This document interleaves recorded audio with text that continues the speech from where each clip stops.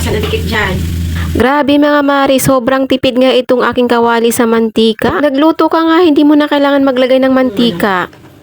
Kakaluto na siya. Walang mantika yan guys.